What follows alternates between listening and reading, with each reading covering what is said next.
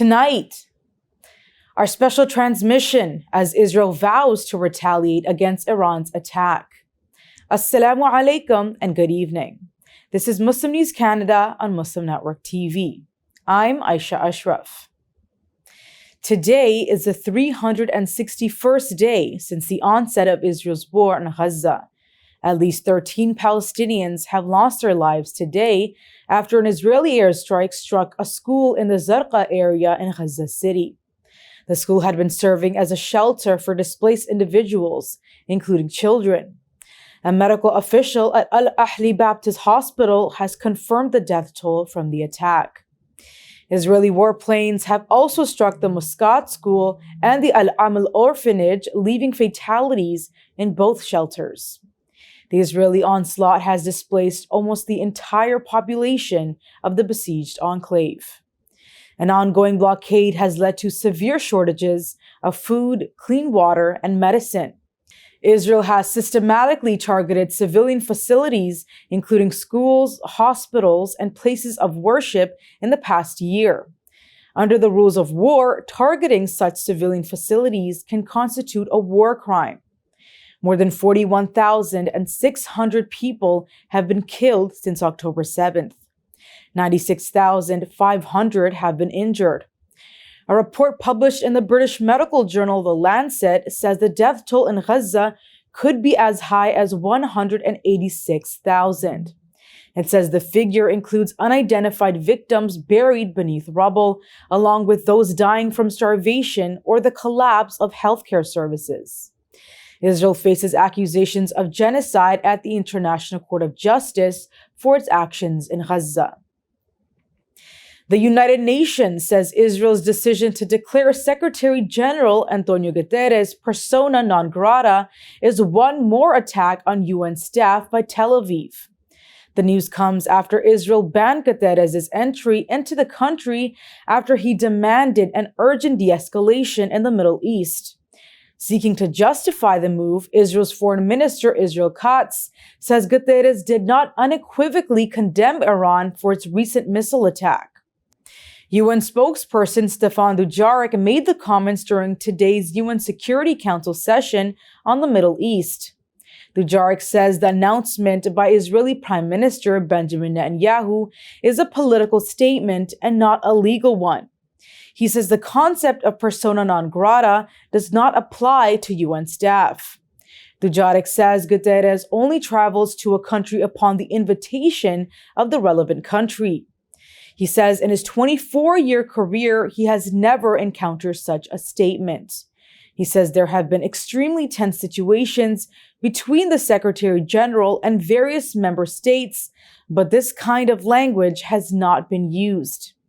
Despite this, Dujarric has pledged the UN's continued cooperation and contact with Israel at the operational level and other levels. After Iran's recent attack, Guterres condemned the broadening of the Middle East conflict with escalation after escalation. He then urged for an immediate ceasefire.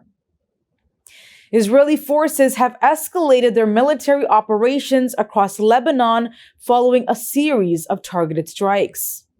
In a recent air raid, Israel has killed Hezbollah commander Mohammad Jafar Qasser. Qasser was responsible for arms transfers from Iran.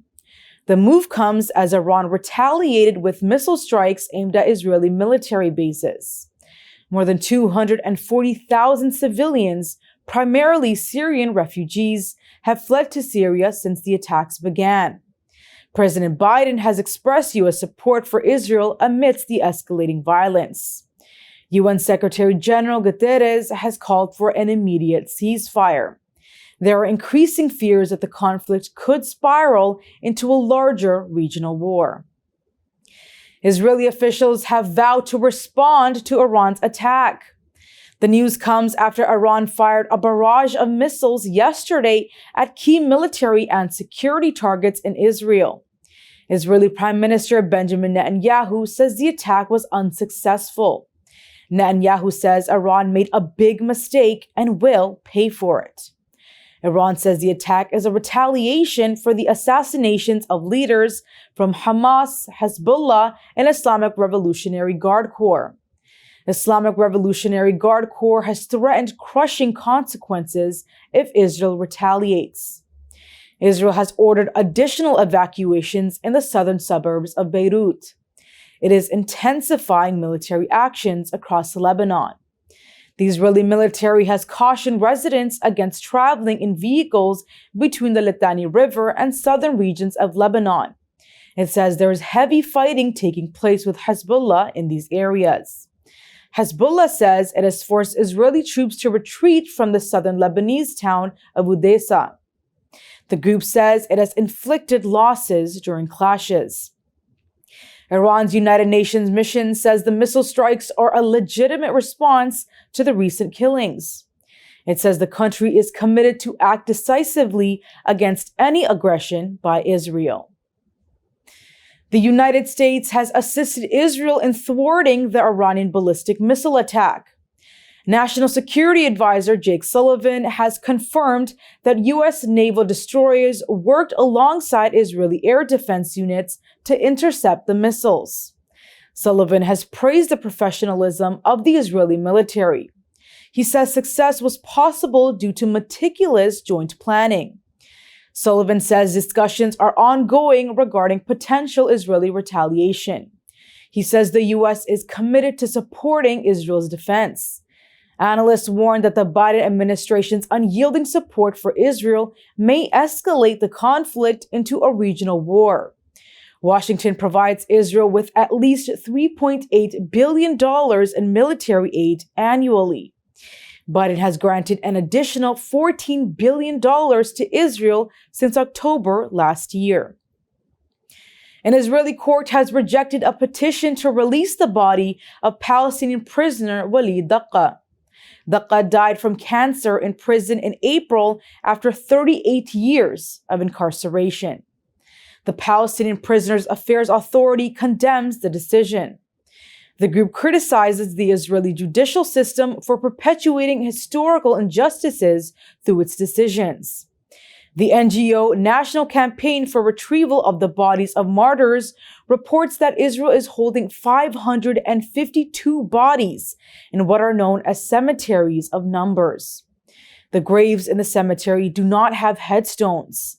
Approximately 9,900 Palestinian prisoners are still in Israeli custody.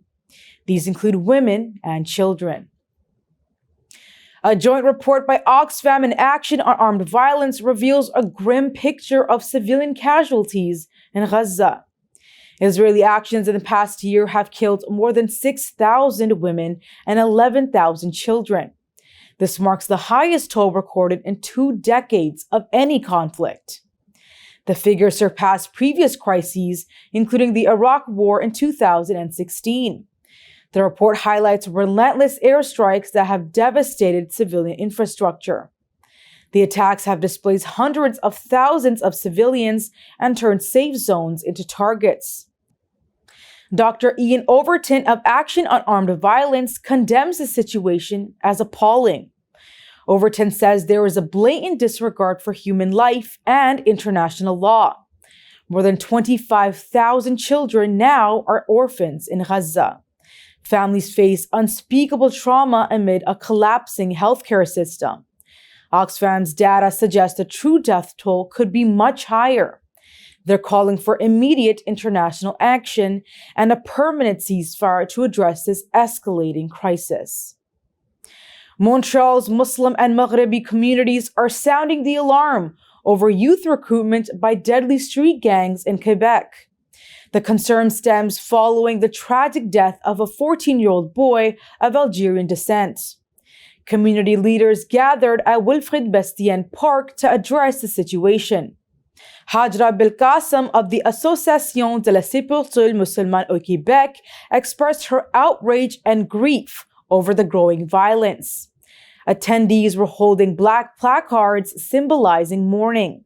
They're calling for immediate action from local, provincial, and federal governments. Borough Mayor Michel Bissonnet says there is a need for increased funding and resources to protect youth from gang influence. Quebec's Public Security Minister François Bonnardel condemns the recruitment of minors by organized crime, calling it vile.